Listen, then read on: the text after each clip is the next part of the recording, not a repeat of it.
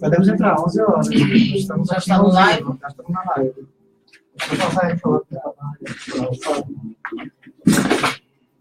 Tem que convidar aí o novo.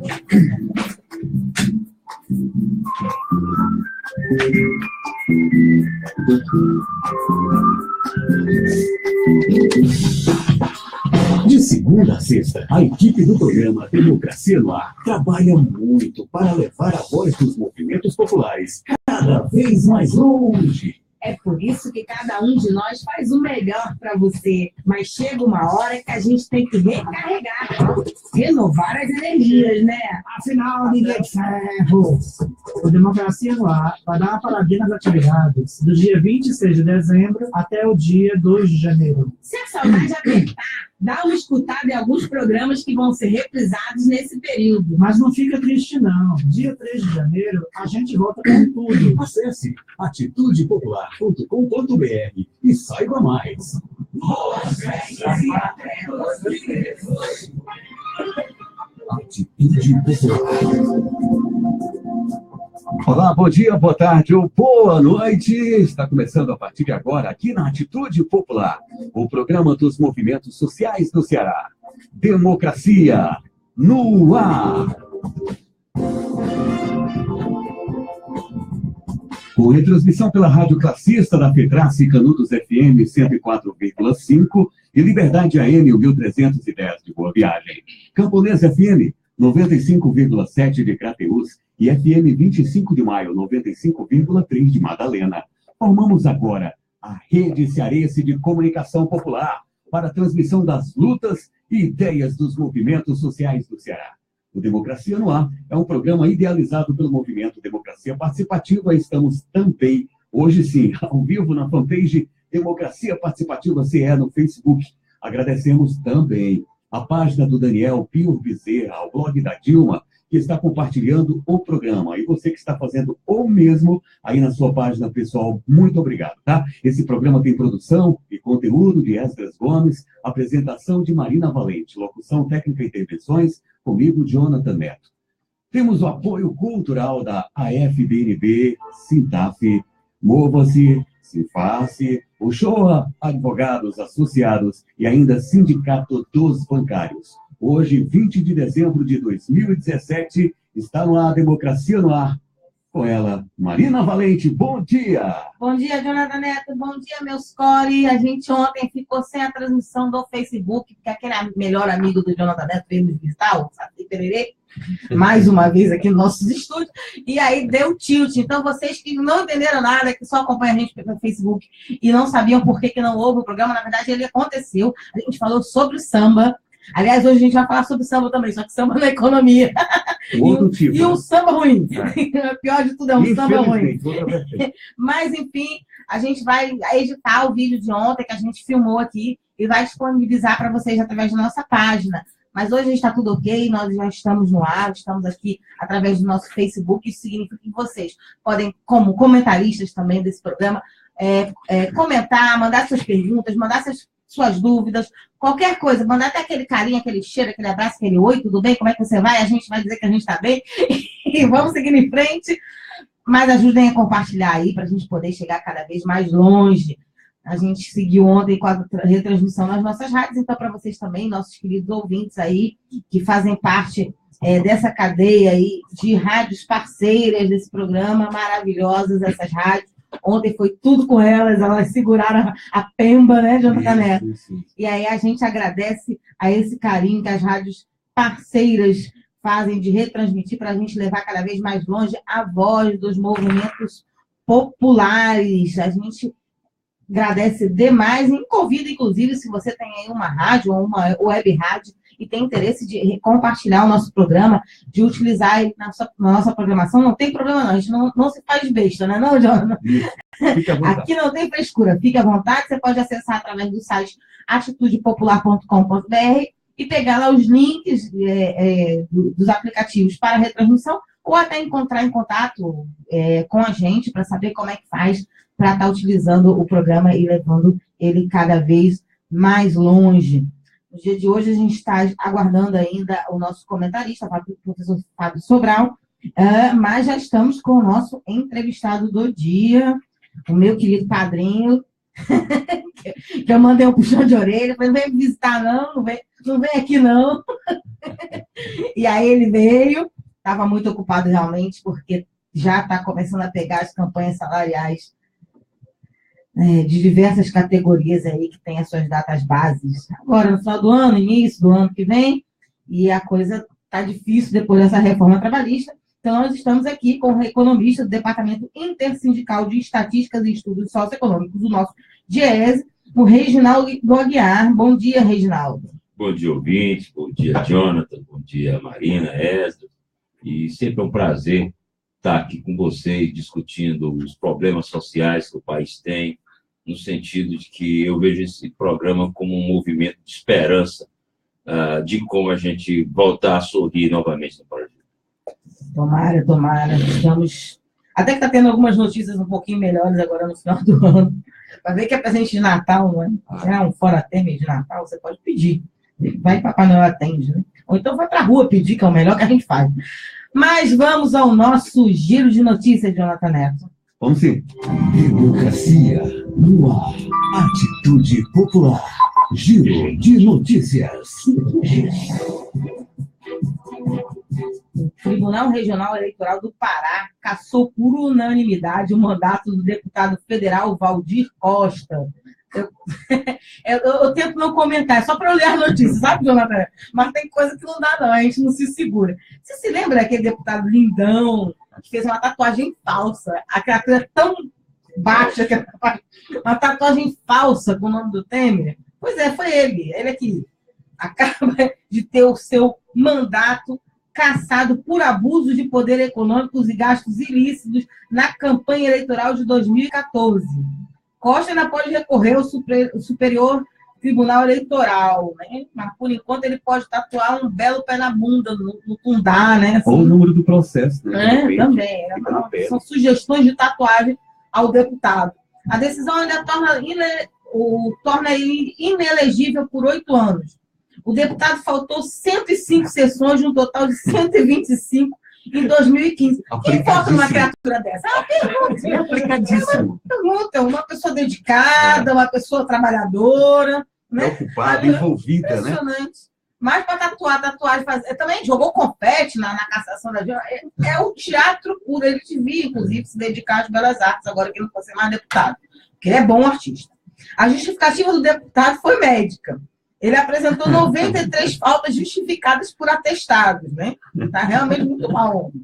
O deputado também foi flagrado pedindo nudes no plenário da Câmara, pedindo que a mulher mostrasse a bunda, com a justificativa de que não são suas profissões que a destacam como uma mulher. É um homem assim, maravilhoso, né? Incrível, um exemplo da política nacional. Vamos à próxima notícia, John. Giro de notícias.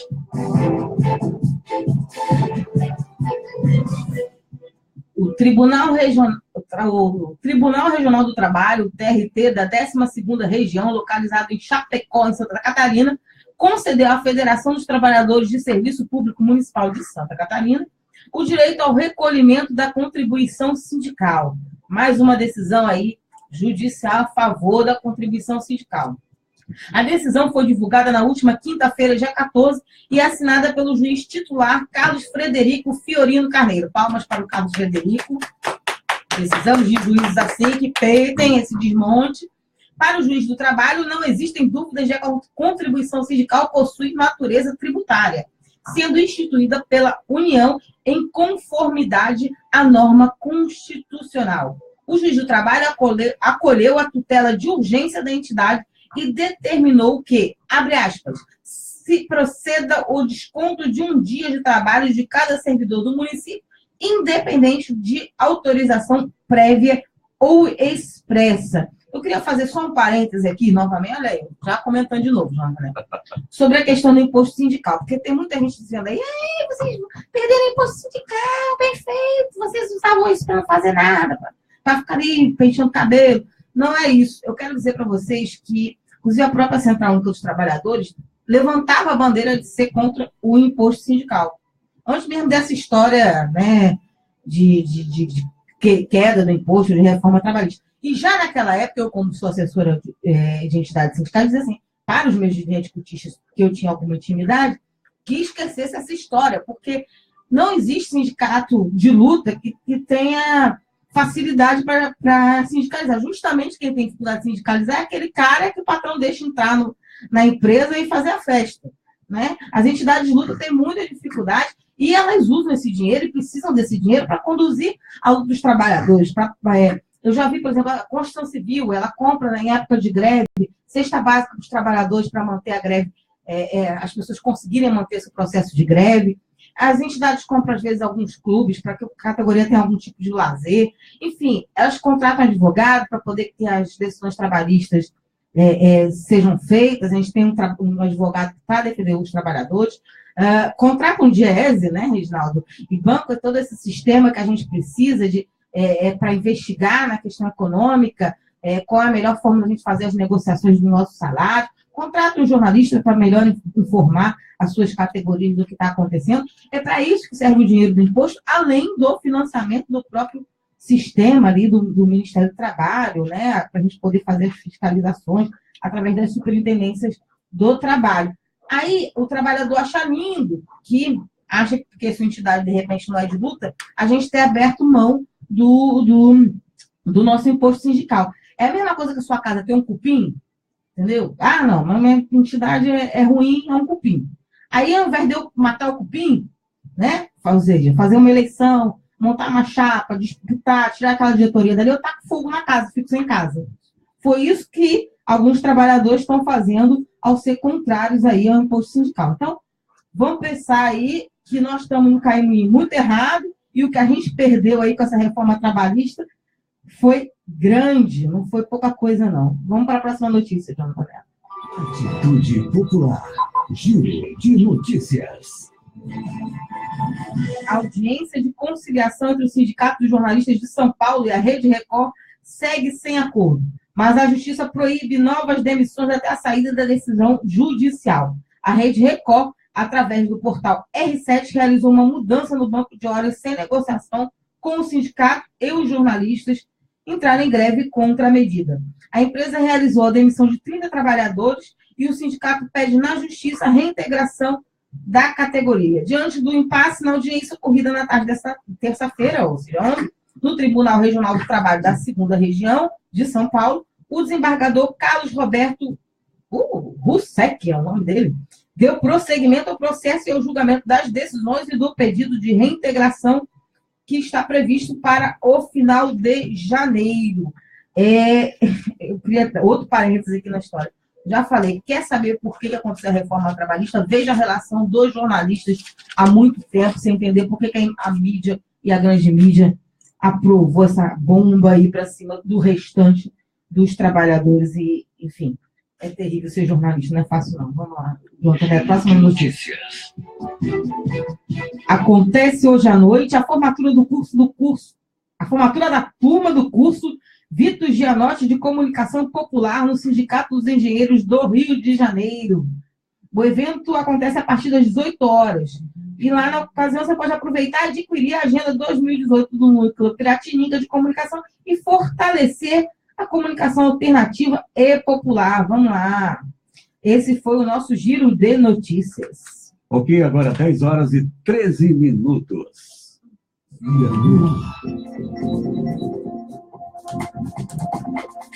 A gente já tem vários comentários aqui para o nosso entrevistado. Já vou ler. Porque a gente vai discutir sobre essa questão do cenário econômico, como é que as entidades estão reagindo, como elas podem agir com o nosso superintendente aqui do DIEESE, né? O responsável do DIEESE aqui no estado, o nosso economista Reginaldo Aguiar. Mas, Reginaldo, antes de tudo isso, como a gente tem uma audiência que é plural, que não necessariamente são só de entidades sindicais, né? Eu queria que você explicasse para as pessoas assim, um pouquinho o que é o DIEESE, a história do DIEESE, para elas entenderem como é que ele funciona, né? Por que ele é importante para o movimento sindical. Bom dia, ouvintes. O DIEESE é uma instituição criada, mantida e controlada pelo movimento sindical brasileiro. A bem da verdade, o nosso mito fundador vem da década de 50, dia 22 de dezembro de 55, nasce o DIEESE, que era um departamento do sonho de uma faculdade dos trabalhadores pensada na década de 50. Na época do plano de metas, o país crescia a taxas bastante elevadas, você tinha uma urbanização muito grande, as pessoas vindo do campo, tanto para a indústria em São Paulo, quanto para a construção de Brasília, e tínhamos a necessidade de ter uma instituição que pudesse colocar em pé de igualdade as discussões técnicas que os trabalhadores estavam reivindicando. Então, nasce aí o departamento, né? E, como eu disse, ele é criado, mantido, dirigido, ele tem um conselho de centrais no seu comando, que dão as linhas políticas do departamento. Muito embora, como isso é uma questão, existe um pacto, um acordo que todo mundo segue, que o DIEESE, como ele é plural, ele é intersindical, as suas decisões são técnicas, a sua posição, ela diz o que tem que ser dito, não existe interferência disso agora. Sempre com recorte, com a linha dos trabalhadores, né? E nós tivemos a realização de um sonho muito importante, que foi em 2005, quando nasce realmente a Faculdade DIEESE de Ciências do Trabalho, que ela veio como assim, uma consequência de uma das áreas que o departamento tem, que é no campo de formação, né? Então, nós temos vários dirigentes sindicais que passaram pelas fileiras do departamento e que aprenderam muito com essa metodologia que a gente desenvolveu. Isso hoje virou uma faculdade, né? E que tem se desenvolvido muito e tem trazido assim, um monte de discussão sistematizada, né? No sentido de assessorar e, principalmente, no seu maior mistério, né? Produzir informação como fonte de poder para a classe trabalhadora. É você pensar verdadeiramente em ciência de classe. Muito bacana, Reginaldo. E a gente vê como é que se comporta mesmo diferente uma entidade que tem assessoria do DIEESE numa negociação salarial, né? Consegue mais estruturada, né, para as mesas de negociação. O Geraldo sabe, está dizendo que está ligado no programa, através lá no Sindeletro, e dizia o seguinte: meu amigo Reginaldo Aguiar, grande economista do DIEESE no Ceará, que história é essa, companheiro? Segundo a qual o DIEESE estaria na iminência de vender, entre aspas, que ele colocou, a consagrada marca. Isso é possível? Abraço grande e Feliz Natal a toda a equipe do Democracia no Ar. Feliz Natal para você também, Geraldo, que está sempre aqui ligado com a gente. E o Edir Cardoso de Andrade diz da Alemanha. Eu acho que ele quis dizer que está ligado lá através da Alemanha na gente. Um beijo, Edir. Vamos lá, Reginaldo. Está na iminência de vender a marca? Isso existe? Um grande abraço, meu querido Geraldinho, um dos militantes de mídia social mais aguerridos que eu conheço. Mas, assim, com essa coisa que a Marina falou, de fim do imposto sindical, problema no financiamento dos sindicatos, como o departamento é umbilicalmente ligado ao mundo sindical, notoriamente ele sofre os reflexos dessa dificuldade que os sindicatos estão tendo. Sobre esse ponto, precisa ficar claro que várias entidades já têm um grau de dependência muito pequeno de imposto sindical, mas a forma assodada com que essa nova legislação foi feita e a dificuldade maior do movimento sindical é, da noite para o dia, mudar de um modelo de financiamento para outro. Então, isso tem causado um desgaste nas entidades muito grande. Nós não tivemos tempo de nos adaptar. Essa adaptação está sendo que ser feita agora, né? Como a Marina colocou, é uma discussão que já tem algum tempo junto ao mundo sindical, agora se colocou de forma muito forte, e isso acabou afetando o departamento também. Então, entre as opções que se tinha, né, era de que a gente fechasse a instituição, e aí teria a ver quem é que ia ficar com a marca de DIEESE. Notoriamente, quem ficasse com a marca ficava com o passivo trabalhista também que tem, né, de seus trabalhadores. A outra opção é a que está sendo mais trabalhada, é exatamente de uma reestruturação que o departamento vai sofrer. Notoriamente, nós vamos perder tamanho e vamos ajustar o departamento à nova conjuntura, ao tamanho que o movimento sindical vai ter, aos impactos da crise que em 2008 vão ser ainda muito fortes na economia, e vamos seguindo o barco. Vamos tentar todas as entidades manter aí a nossa estrutura aqui, que aqui no Ceará ela é uma estrutura grande, né, Reginaldo? Nós temos aí nós temos alguns setoriais, né, funcionando. Como é que é essa estrutura aqui? Que é uma estrutura bonita em relação a outros estados do país. A estrutura do Ceará, ela durante muitos anos, ela era um técnico e um auxiliar de pesquisa.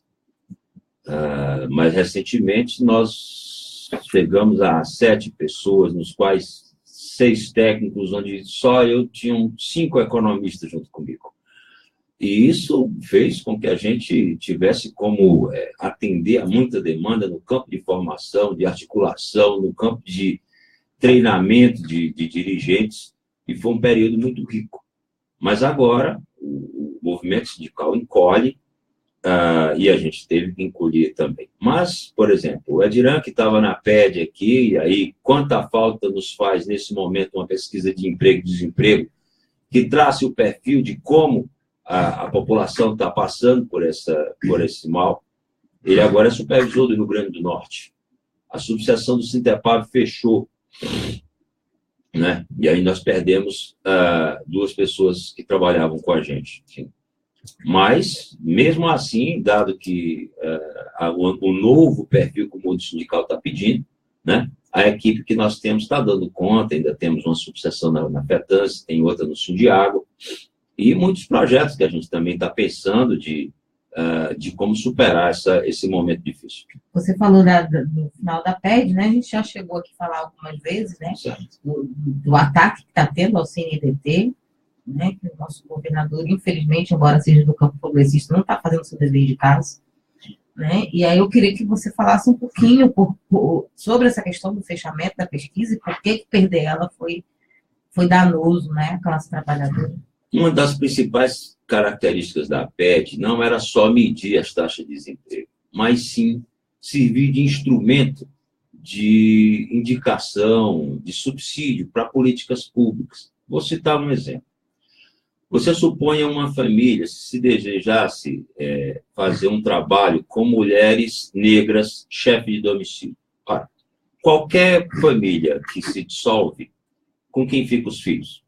Geralmente com a mulher.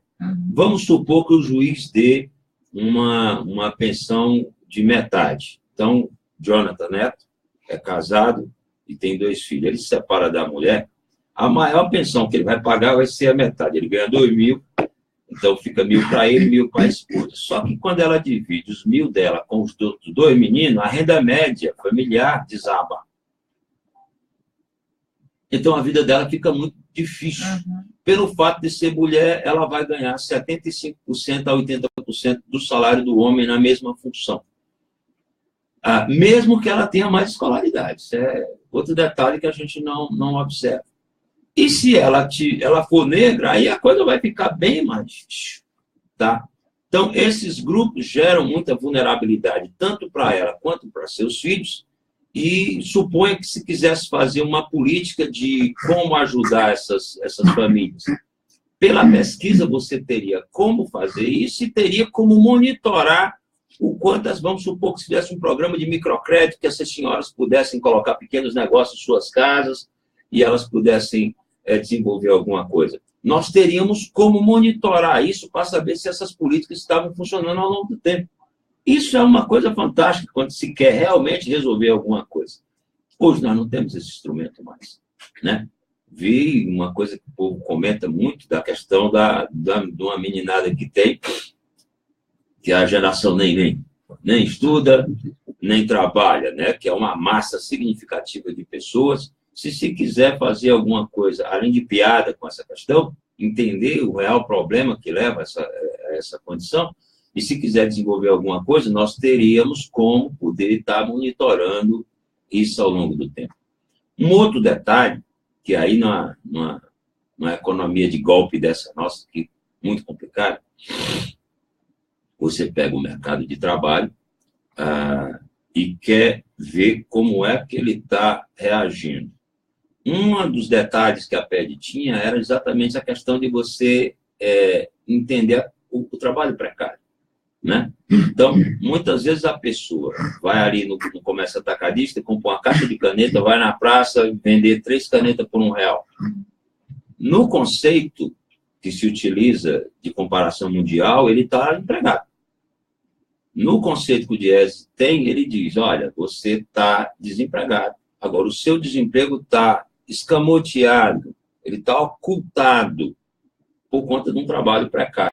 Como também as pessoas que estão precisando trabalhar e não têm dinheiro para sair de casa, para poder pegar um ônibus. Vamos fazer uma conta básica. Se a pessoa precisar pegar um ônibus para ir, outro para voltar, para procurar emprego, já dão R$6,80. Se ele tomar pelo menos uma garrafa d'água nessa tarefa, nem almoçar nem nada, ele vai para R$7,80. Se ele fizer isso 3 dias, já dá R$21. Na cabeça do trabalhador, ele vai dizer, olha, mas antes eu compro aqui alguma coisa para minha casa do que eu ficar gastando esse dinheiro para procurar trabalho que eu não estou encontrando. Loteria. Então, isso para nós, do IBGE, o conceito que utiliza, você procurou trabalho, está ativo, está empregado. E para nós, isso é um desemprego oculto por desalento do trabalhador. Ele quer trabalhar, ele está tentando, mas ele não tem como. Tá? Então, isso nos dá uma sensibilidade maior da real condição do mercado de trabalho extremamente heterogeneizado, como é o caso brasileiro, diferente do mercado americano, né? Tudo lá é formal, lá segue uma outra forma, e aí você pode colocar esse conceito tranquilo, mas aqui no Brasil não, né? Você tem uma informalidade monumental no país e você tem que ter um olhar diferente. Então, a própria pesquisa do IBGE, ela se aproximou desse conceito que a gente trouxe, em algumas informações dessa tem na PNAD trimestral, né? Mas aí a gente tem uma série de outras questões que envolvem a questão do desenvolvimento de política pública que a PNAD não traz. E esse olhar pela ótica dos trabalhadores que o Diese traz, ele poderia dar contribuições bem importantes para as políticas públicas, se quisesse diminuir os indicadores de pobreza, de miséria, de principalmente aqui no renda. Ceará, que você sempre alerta que tem pisos em relação aos outros estados, inclusive da região, que são Esse salários é um outro ponto que eu queria que o movimento sindical olhasse com mais atenção. É inadmissível que o Ceará, no 13º, 14º PIB brasileiro, tem a menor renda do emprego formal do Brasil, onde ela assim, o que faz com que ela seja menor é exatamente o emprego privado. O emprego privado, no Ceará, é o que paga menos na média brasileira, menor do que o Piauí. Aí um dia a gente ganha do Piauí, no outro dia ganha da Paraíba, no outro dia ganha de Sergipe, de Alagoas. Mas, por exemplo, ele é muito menor do que todo o Norte, ele é menor do que economistas que teriam um comportamento parecido com o nosso, como Pernambuco, como Bahia, né, para citar Nordeste. Então, existe uma completa desconexão entre desenvolvimento, porte da economia e o que se paga ao trabalho, né? Isso faz com que a vida da gente fique muito difícil. E entenda por que muitas vezes a taxa de desemprego no Ceará é menor. Porque o grau de precariedade do mercado de trabalho é tão grande que a taxa de desemprego é baixa, porque, como o rendimento é muito pequeno, os trabalhadores se sujeitam a aceitar qualquer tipo de trabalho sem proteção social para poder viver minimamente, né? Esse é um desafio, no meu entendimento, significativo para o movimento sindical, no qual uma das sugestões que eu dou é que está passando da hora da gente pressionar para que nós tenhamos um salário mínimo regional. Ou seja, já que a política do salário mínimo acabou, nós teríamos que desenvolver uma política aqui, né, para forçar exatamente que os salários subam um pouco, porque não tem justificativa. Empresa, você pega por porte de empresa, você vê que a maioria, por setor, Você tem setores aqui no Ceará que o porte das empresas é infinitamente maior do que outros estados, e o salário médio das outras é maior. Como é que se explica uma coisa dessa? E a solução, eu acho que o salário mínimo poderia dar um empurrão significativo, porque se colocar só por lei de mercado, a gente só não piora porque não tem nada depois do último. Se tivesse, a gente ia para lá, pelo que eu estou vendo. Mas no dia que inventar alguma coisa depois do fim, nós certamente estaremos lá com a política que nós estamos vivendo. Continuando agora. Sendo tratado como a mão de obra barata do país, né? Enfim, depois ninguém sabe de onde surgem tantos preconceitos. A gente está na hora do nosso break. Jonathan Neto, é com você. Democracia no ar. 6h30. Bem, você que está ouvindo, conferindo, vendo o programa Democracia no Ar, é um espaço dos movimentos sociais do Ceará. Temos o apoio cultural da AFBNB, Mova-se, Sintaf, Sinfarce, Show Advogados Associados e Sindicato dos Bancários. Estamos ao vivo nas emissoras Atitude Popular, Rádio Classista, Liberdade AM de Boa Viagem, Camponês FM de Crateús e 25 de Maio FM de Madalena. Logo mais, a Canudos FM, aí no decorrer da sua programação local, em Boa Viagem, vai reprisar esse programa para você na íntegra, tá? Estamos ao vivo também na página Democracia Participativa CE no Facebook, na página do Daniel Pio Bezerra, o blog da Dilma e outras páginas pessoais que estão compartilhando o programa Democracia no Ar. Esse programa Democracia no Ar é uma realização do movimento Democracia Participativa. Agora são 10h31. Daqui a pouquinho tem mais Marina Valente e a sequência do Democracia no Ar, segunda parte. Enquanto isso, vamos de Alô Parlamentar. E uma chamadinha para você. Atitude Popular. Sua rádio com atitude. Espaço Parlamentar Popular. A voz de quem luta no parlamento em favor dos interesses populares. Alô Parlamentar. Senador José Pimentel. O senador José Pimentel, do PT do Ceará, destacou nesta quarta-feira, 13 de dezembro, a relevância da aprovação pelo plenário do Senado do projeto que permite a negociação das dívidas das micro e pequenas empresas. Ouça o que disse Pimentel, relator da matéria, que foi aprovada por unanimidade com 64 votos. Essa matéria vai beneficiar mais de 600 mil micro e pequenas empresas que estão inadimplentes. E se nós não aprovássemos essa matéria, a partir de 2 de janeiro do próximo ano, todas elas seriam excluídas do Simples Nacional. E isso ia implicar, no mínimo, em 2 milhões de empregos a menos, já no mês de janeiro de 2018. Só por isso, essa matéria já se justifica. Pimentel também ressaltou que as microempresas nunca puderam negociar seus débitos em condições realmente favoráveis, como ocorreu agora. É bom registrar também e que nesses 10 anos do Simples Nacional, esta é a primeira vez em que as micro e pequenas empresas serão beneficiadas com refis. E nesse período de 10 anos, nós já tivemos 6 refis para as médias e grandes empresas fora do Simples. O senador voltou a apresentar dados para comprovar a relevância das microempresas para o crescimento econômico do Brasil. No mundo do trabalho, é a micro e a pequena empresa que nesse período de 10 anos gerou mais de 11 milhões de empregos formais, emprego de verdade, emprego com carteira assinada, enquanto que o resultado das empresas fora do Simples, de 2013 para cá, senhor presidente, é um resultado negativo.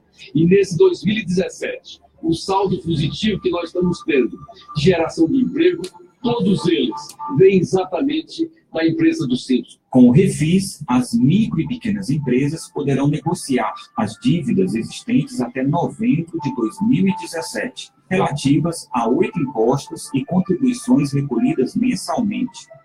O parcelamento poderá ser feito em até 14 anos, com redução de juros e multas. O valor mínimo das prestações será de R$ 300. Os interessados poderão aderir ao parcelamento em até 90 dias, após a data de publicação da futura lei. Para entrar em vigor, o refis das microempresas ainda precisa ser sancionado pelo presidente da República.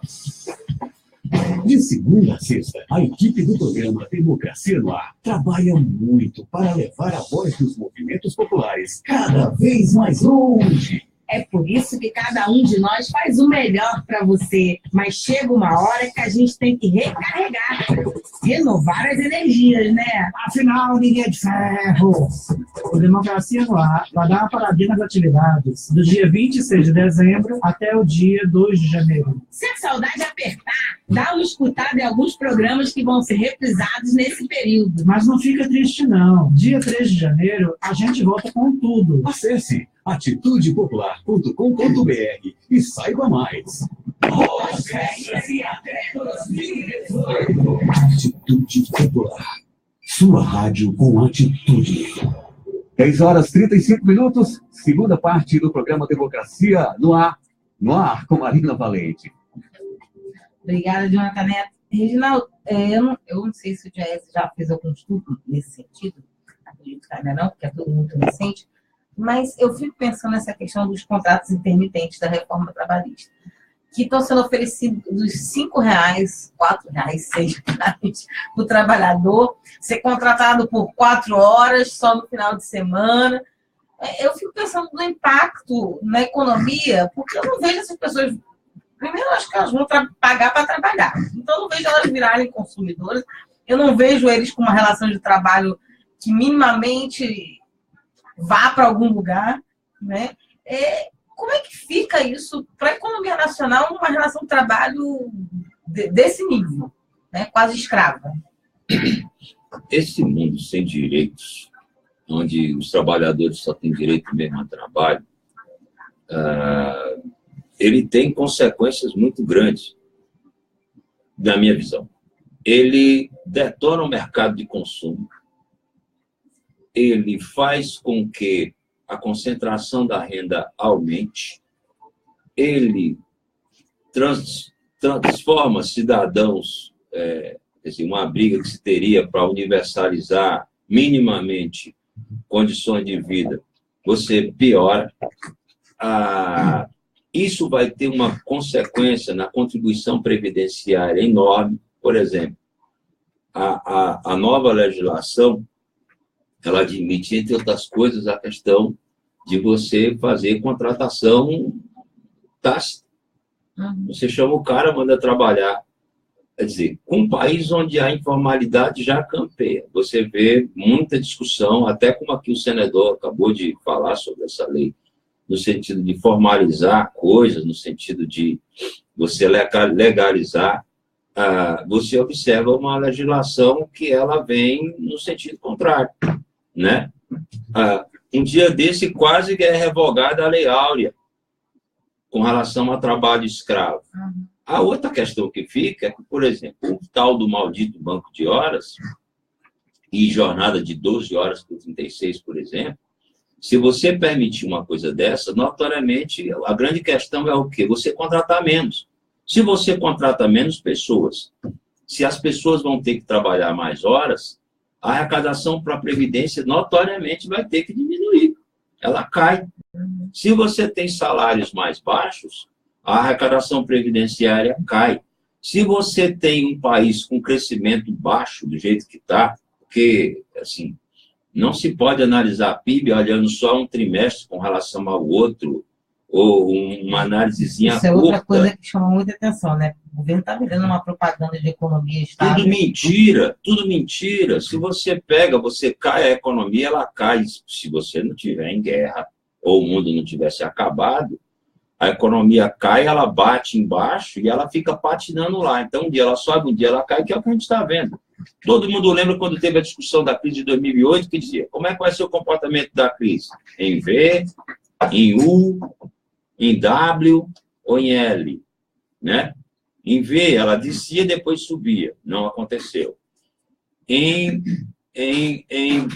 W, ela ia subir, ia ficar subindo e descendo. Também não aconteceu.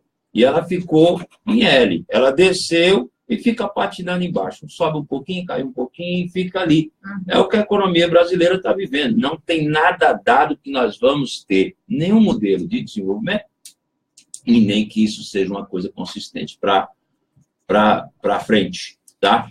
Esse mesmo reflexo se dá no mercado de trabalho. Desde 2013, que a economia perde dinamismo, em 2015 as coisas pioram, tá? E nós estamos vivendo agora essa coisa, sobe um pouquinho, cai ali de novo, fica essa coisa patinando, e isso é o pior dos mundos, tá? Então, aí quando você não tem nenhuma coisa que gere um dinamismo adequado, um modelo de desenvolvimento, fica com essa brincadeirinha de, olha, subiu esse trimestre com relação ao outro, aqui mesmo no Ceará, que não tem nada, quando sobe, o país pode crescer como cresceu na ditadura militar, com os indicadores de pobreza indo para níveis extremamente elevados. Então, só o crescimento por si só não quer dizer muita coisa. Ou seja, economia por economia não quer dizer nada.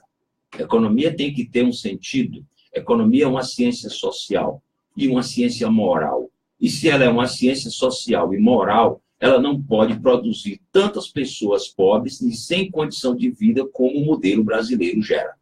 O que me assusta também é como a imprensa ela influencia também, né, nessa questão da economia, né? Porque, bom, a gente, quando a Dilma cresceu um pouquinho, era pibinho, né? Agora, quando ele cresce menos, é crescimento. Né? E, de alguma forma, o mercado responde a esses estímulos da propaganda, né, na economia. Então, a comunicação, de alguma forma, influencia. Você acha que está tendo, por parte da imprensa, uma máscara sendo criada acerca da economia, porque se divulga crescimento, mas, ao mesmo tempo, você tem um gás, por exemplo, de cozinha aumentando num preço que as pessoas já não estão conseguindo, algumas pessoas já começaram, inclusive, a cozinhar a lenha, aumento de combustível. Qual é o reflexo dessas outras coisas que estão crescendo na vida do brasileiro, né? Bem, essa é uma questão que, assim, eu vejo a importância desse programa que vocês fazem aqui, porque fazem esse contraponto. Um jornal como Folha de São Paulo está prestando um desserviço a esse país que não é brincadeira. Né? Você vê agências de propaganda praticamente colocadas para defender as coisas mais esdrúxulas do mundo, né? De um governo ilegítimo e que está tão somente ligado a um grupo ligado ao setor financeiro e que está entregando os interesses desse país. Nós estamos vivendo um momento terrível, onde todo o projeto de Brasil está sendo desmontado numa velocidade enorme. Os ativos da economia brasileira estão extremamente baratos, ótimos para serem comprados. Ontem eu olhei no jornal Valor, dizendo que o jornal estava dizendo que o sistema Eletrobras estava diminuindo, estava brigando por ia ser privatizada, mas já estava anunciando que depois de privatizar ia ter um investimento de bilhões. Né? Quer dizer, você cria situações para dizer que a empresa estatal não é eficiente para passar para a iniciativa privada. Então, o que o governo está tentando fazer é pegar todo o setor estratégico, todo o setor dinâmico brasileiro, passar para a iniciativa privada, né? E dizer que isso é que vai gerar crescimento. Vamos pegar aqui, puxando essa brincadeira para nós. Nós somos aqui do Nordeste. Você quer dizer que uma privatização dessa, que possa gerar algum emprego em algum canto, ou algum investimento privado que tenha, o que é que isso vai impactar num lugar onde está distante dos centros dinâmicos da economia, como é o caso do Ceará? Isso aqui vai importar em quê para nós? Só em aumento de tarifa. Né? Como o Ceará não está junto aos centros dinâmicos brasileiros, como o Nordeste tem muito poucos pontos dinâmicos, nós vamos ter a maioria do país absolutamente fora de qualquer perspectiva de melhoria. E esses centros dinâmicos não são capazes de absorver tudo. Você não tem nenhum pensamento global com relação ao país. E o que nós estamos vendo é isso. Os preços preços dos contratos estão todos subindo significativamente. Você tem queda nos setores mais competitivos com a recessão que nós estamos vivendo, e o setor que é dolarizado, esse não tem problema, porque ele é cotado, né, que são o que a gente chama de comercializados. São produtos que, se o preço cair aqui, você vende lá fora. que ele é cotado em dólar. Sobra muito pouco para o setor competitivo, a contribuição que o setor competitivo, né, o não comercializável tem, vai fazendo com que ele acabe tendo queda. E aí gera um outro problema. Se você tem um mercado que está desaquecido e com venda, que um produto que eu faço hoje eu vendo 10 e amanhã eu sei que ele vai cair para 8, ninguém vai investir nisso. E a economia vai perdendo perspectiva, a economia real, e você vai entrando nesse problema que nós estamos vendo e que ninguém fala, o investimento. O investimento está em níveis muito baixos. Nós vamos levar tempo para recuperar isso e sem perspectiva de subir, porque nós estamos com a utilização de capacidade instalada muito baixa, né? Nós não estamos usando plenamente as máquinas e estamos com muita formação de estoque. Isso garante que dentro dos próximos anos nós vamos não ter o investimento que precisa e nós não vamos ter como dar um crescimento, um modelo de desenvolvimento com continuidade para a economia brasileira. Aí fica a imprensa divulgando essas fantasias. Subiu aí quando cai ninguém diz nada. Aí quando ocultando, você teve uma confusão feroz na Argentina para não privatizarem a Previdência lá. Foi uma confusão para sair matérias minimamente no Brasil. Quer dizer, o compromisso que a imprensa está tendo não é com esse país, né? E, assim, tenho muito medo até de falar do que deve estar por trás, de se defender de uma forma tão covarde interesses estranhos à economia brasileira. Eu acho, tentando resumir, o resultado disso aí que você está dizendo é migração de novo, né? Uma criação de polos novamente dentro do país mais ricos do que outros, né? Ou seja, o Nordeste novamente volta a ficar fora da parada, o Norte e Nordeste, né? E a venda cada vez maior das nossas empresas, das nossas riquezas, e até a quebradeira mesmo de algumas empresas que não vão aguentar se não conseguirem vender produtos, né? Então, o cenário não é bom para ninguém, a não ser, talvez, para quem esteja levando por fora, né? Quem ainda tem que se lembrar de uma coisa, com a emenda constitucional 95, que era conhecida como PEC da morte, as coisas vão se complicar um bocado. Porque você não tem como aumentar esses gastos, né? E o que eu estou vendo também é o seguinte, a arrecadação está caindo. Né? A economia está andando para trás, o governo não arrecada e você vai passando tudo que importa para a economia privada, o Estado vai perder papel. A ideia é que com a PEC, a emenda 95, o Estado fique, hoje ele está em torno de 19% do PIB, ele vai para 10%, então nós vamos ter um processo bem ordenado de concentração de renda, de aumento de miséria no Brasil significativo. Os anos que estão por vir, do jeito que está, eles vão ser muito danosos para a classe trabalhadora e a meninada que está chegando agora para entrar no mercado de trabalho. Que está sendo, tem que falar, o nosso senador Pimentel aqui no nosso intervalo falou sobre a questão da micro e das pequenas empresas, uma meninada que está sendo empurrada para virar empreendedor, como, na verdade, um empreendedor que não é patrão, que tem seus direitos, que é quase um trabalhador mais explorado ainda, porque não tem direito a férias nem nada. E aí ninguém está vendo isso, ninguém está vendo essa galera que está em situação, talvez, de precariado total, né? E com nenhuma identificação de classe, de categoria, achando que é patrão sem si. O Souza Júnior está falando aqui que há 2 semanas o STF derrubou uma liminar do ministro Dias Toffoli, restaurando a decisão do TST de 2015 de corrigir os débitos trabalhistas pelo IPCA no lugar da TR. Meu Deus do céu, um bancário perguntando ao economista, estou bem aqui, hein, Jonathan Neto? O que impactará o valor de todas as ações trabalhistas em curso? Alguns advogados consideram que esta decisão do STF é uma das primeiras derrotas da reforma trabalhista, assim como julgam alguns juízes trabalhistas têm decidido contrariando as novas regras estabelecidas por tal reforma. Nesse contexto, você, Reginaldo, acha que a Justiça do Trabalho tende a oferecer alguma resistência à reforma trabalhista com base na Constituição? Ou essas decisões são pontuais e exceção à regra? Eu acho muito complicado a gente ficar colocando os interesses da classe trabalhadora à mercê do judiciário. A tradição deles não é de ficar do nosso lado. Um ou outro, pelo que eu sei, de juízes que estão querendo interpretar a nova legislação do trabalho pela Constituição, que ela afronta, é um grupo. Outros advogados têm me falado que a briga no judiciário está grande, e nós vamos ficar vendo esses cenários. Um dia, um juiz julga e manda um trabalhador pagar uma fortuna para o patrão, que a legislação nova criou o direito do empresariado, né? Direito do trabalho do empresariado. No outro dia, tem uma liminar que manda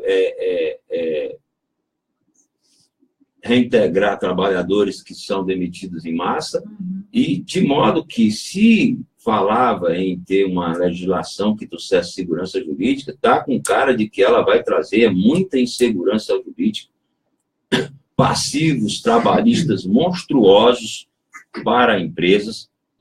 Acho que essa legislação causa uma confusão e um desserviço monumental, e aí você vai vendo certas faixas caindo. Toda empresa ela tem um esforço, uma parte significativa da sua atenção com os trabalhadores para ganhá-lo para a marca da sua empresa, para que eles tenham fidelidade à empresa que eles trabalham e assim eles se tornem mais produtivos. Como é que um trabalhador contratado numa condição tão instável quanto essa vai ter vínculo com empresa nenhuma? Como você citou a questão do trabalhador intermitente, que ele pode ser contratado para trabalhar 2 horas no mês. Como é que ele vai viver? Ele vai arrumar alguma coisa, e de repente o patrão vai precisar dele naquele dia e diz: não, arrumei uma coisa melhor ali, ou isso aqui não está valendo a pena e eu não vou. Como é que as empresas vão ficar à mercê de uma condição tão esquisita dessa? O nosso produtor diz que está valendo mais a pena se virar flanelinha do que aceitar um contrato. Pois então, essa questão de uberização, como estão chamando, das relações de trabalho, isso aqui não vai aumentar a produtividade em absolutamente nada. E nós estamos ainda passando por essa situação, em boa parte, porque o país não cresce. Mas se certamente nós tivéssemos um outro modelo em que a economia crescesse com força, a classe trabalhadora saberia dar a lição e não aceitar essa legislação que tira direito. Tá? Então, nós temos aí 2 problemas. Economia que não cresce e uma legislação que acaba de tirar. Onde isso aconteceu? Fora do Brasil. A OIT divulgou um estudo mostrando isso em 111 países, mostrou um outro mais resumido na Europa, e os resultados são terríveis. Onde esse trabalho precário ficou, as pessoas não conseguiram mais arrumar emprego normal, a juventude, as taxas de desemprego na Europa estão na faixa de 30%. Isso compromete toda uma geração, isso vai exigir um esforço maior do setor público com relação à política social, segurança, educação, porque as pessoas não vão estar conseguindo. Então, no Brasil, quando você tinha um casal trabalhando, chegava para o filho: filho, você não vai trabalhar, você vai estudar, e nós vamos conseguir manter as coisas em casa com o pai e a mãe trabalhando. O que é que aconteceu lá fora? O pai voltou a trabalhar, a mãe também, o filho também começou a trabalhar, e o resultado? As coisas não andaram. E agora se pergunta: o que é que se vai fazer? E os dirigentes desse país estão dizendo: nós não sabemos.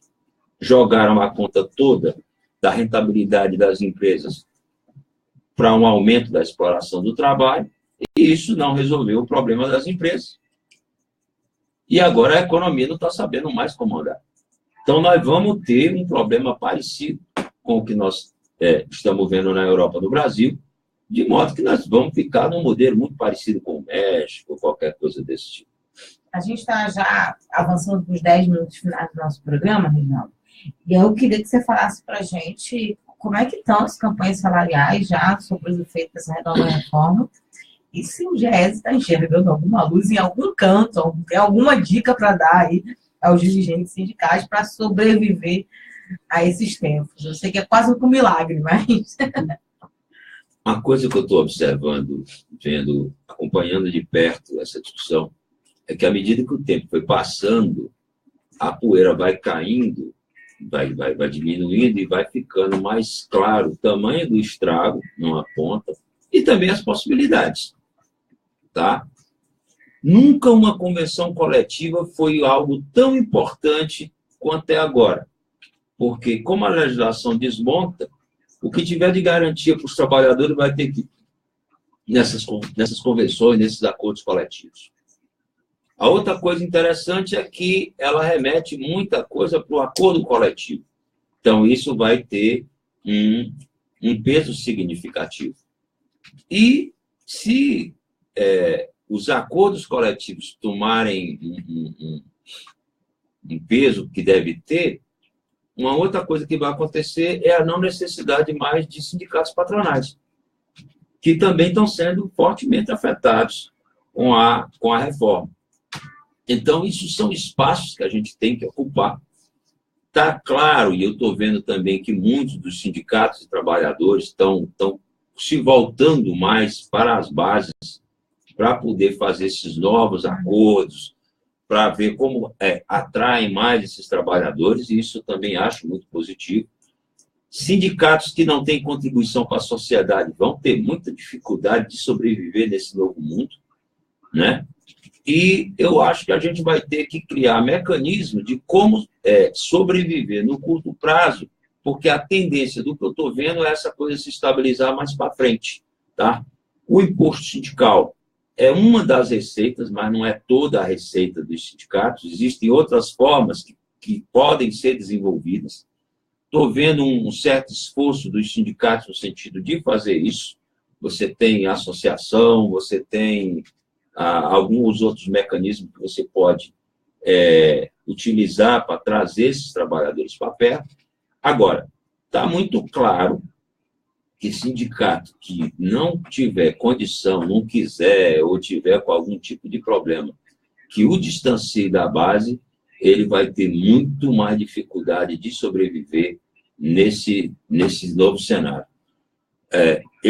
Venderam para o patronato uma ideia que agora a terra acabou, que não tem mais sindicato e etc. Isso está ficando claro para eles que não foi verdade.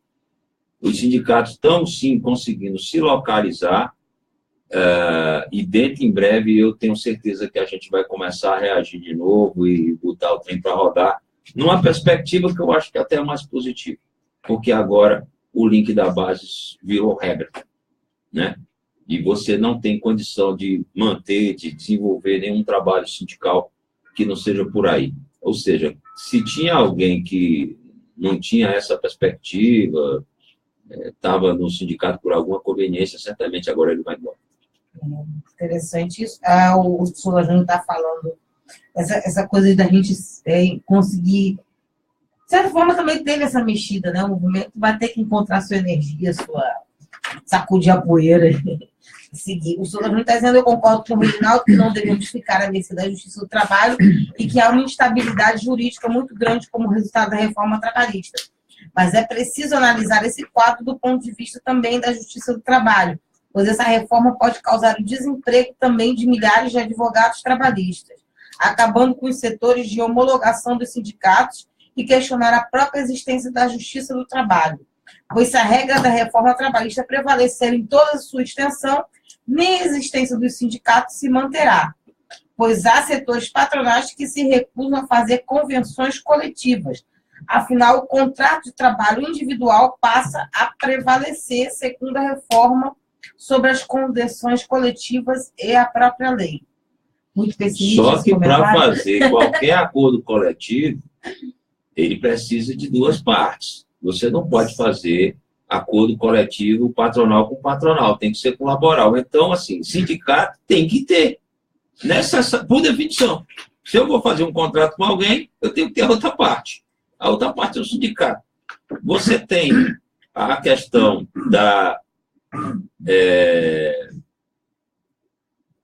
Meu Cristo, esse mecanismo novo que criou aqui, termo de quitação. Quem emite é o sindicato laboral. Se qualquer entidade patronal precisar, ou qualquer empresa, aliás, precisar, necessariamente, ela vai precisar de ter um sindicato para isso. Como os sindicatos vão encarar essa questão extremamente grave, aí ninguém sabe. Alguns estão se preparando, mas tem gente ainda que não entendeu o novo cenário. Tem muita entidade dormente. O Vladimir Stein, inclusive, está dizendo aqui o sindicato que não fazia trabalho na base, por medo de haver concorrência na época de sua eleição, deverá rever suas atitudes. Certamente. Ir para a luta. Enfim, queria agradecer sua presença. A gente já acabou o programa, é sempre assim, quando a gente se empolga, Jonathan Neto. Acaba, enfim. Mas o espaço está sempre aberto a receber o Diese, Reginaldo. Queria agradecer demais a sua presença. Foi muito bacana a conversa que a gente teve.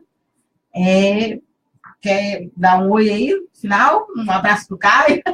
Eu quero deixar uma mensagem de esperança, que eu acho que nós nunca podemos tirar isso dos nossos corações e das nossas mentes. Apesar de estarmos vivendo um modelo de exceção, ontem nós sonhávamos com uma casa nova, em trocar um carro, famílias que você via por aí fazendo viagem, você tinha sonho para você tinha sonho para os filhos, nós não podemos deixar que isso morra. As pessoas e a forma com que estão tratando esse país, elas não são maiores do que os sonhos, não são maiores do que a bondade que as pessoas do Brasil têm, e nós vamos certamente, estamos num momento difícil agora, mas certamente nós vamos superar, a esperança vai vencer o medo, e nós vamos ter um dia, voltar a sorrir, tá? Para todos, eu deixo um Feliz Natal, e o meu querido Fora Temer, o país todo. É isso aí, levanta, sacode a poeira e dá a volta por cima, meu povo. A gente tá precisando de energia. É com você, Jonathan Neto, e até amanhã, gente.